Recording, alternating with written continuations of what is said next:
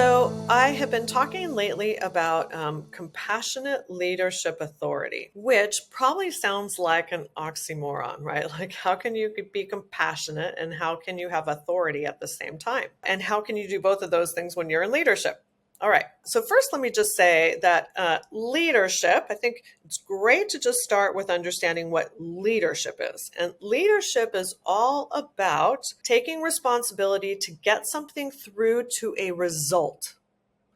And it almost always also involves working with other people, right? So, we think of leadership as working with and through other people to get results. So, when we're doing that, how can we hold compassion and authority at the same time? I'm going to share a brief story of something I went through that really just had it hit home for me for how you do both, how you could do both. And it's when I was in a position of being a interim CFO, and I had a CEO above me who was working on a very complex kind of accounting job of where I was having to find and put into a system a lot of invoices, a lot of bills that weren't in the system and that were unpaid. And the CEO was obviously super concerned about how much that was. I mean, are we talking about,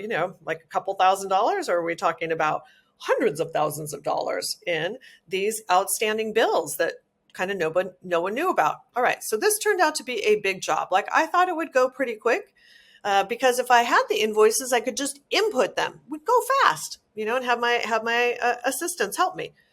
Okay, but it turns out that it was very slow because I had to call vendors to actually find the invoices. They weren't anywhere in this office. It seemed like they had kind of like vanished or something. And we had vendors putting the company on COD. It was really an awful thing. So we were trying to really understand and get into the system all the payables, the bills that we had outstanding. So I originally thought it would take me just a couple days. And after about a week, the CEO confronted me with, "Well, why aren't we done yet?" Even his attitude was kind of implied that I should be done already, right? Okay. And so I immediately kind of got on the defensive and I started to say why I wasn't done yet, because I had to call all these vendors and I had to do all this extra work to make sure that these bills were real bills and to get them into the system. And, it was a thing. And, but this CEO was, I think, really in a place of fear and frustration, and then started to push me of like, well, that doesn't sound like that takes that long, right? Like, if I was even saying something like, if I were in your shoes, it would be done by now. Like, come on. And at that moment, I luckily had enough skills to not say what I was thinking, but I was definitely thinking, hey, wait a minute. If you think you're so good at this, you sit down and do all the bills, and and I'll sit back and wait for you to bring them. And I definitely went into the place of also not only being upset that he was perceiving me as doing a bad job, which I felt very strongly I wasn't doing a bad job, but I also was perceiving him as not a good CEO, right? Like, I was feeling like, well, you're not taking your part of the responsibility and you're not trying to even understand my point of view. You're making all these assumptions about how I should perform. And it's all very critical and judgmental and all about me. So, all meaning targeted at Annie. And when that's happening, when the CEO and I are going back and forth about whose fault it is or isn't, we're actually not talking about how are we going to get this done. Because it's not like he was offering to, step in and do it. And so instead of coming to me from a place of like, oh my gosh, Annie, this is taking quite a long time, I'm afraid we won't have the numbers in time for me to, share with the owners what's really going on here. What can we do? How can I support you? Because we have to get over the finish line. Okay.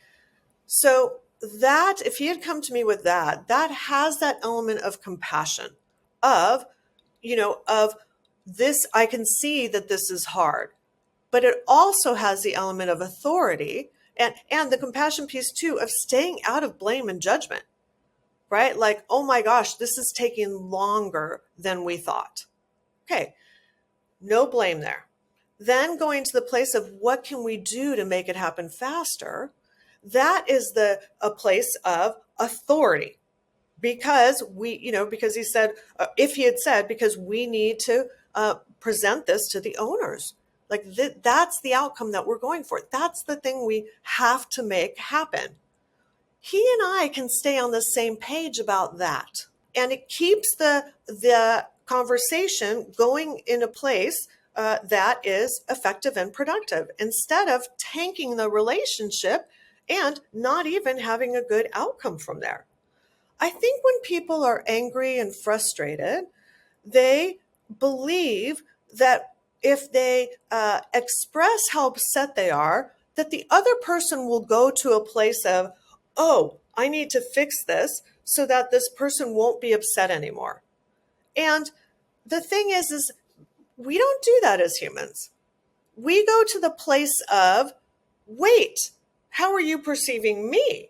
Am I in danger here? Not am I in danger of not pleasing you, just that, but more, am I in danger that you're perceiving me badly?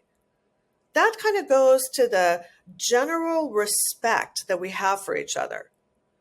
And when when a leader goes into a place of blame, judgment, criticism, even implying it through tone, through through kind of the words they use, even implying it gets people focused on, wait a minute, this is, now I don't care about the outcome anymore. Now I just care about how I'm being perceived.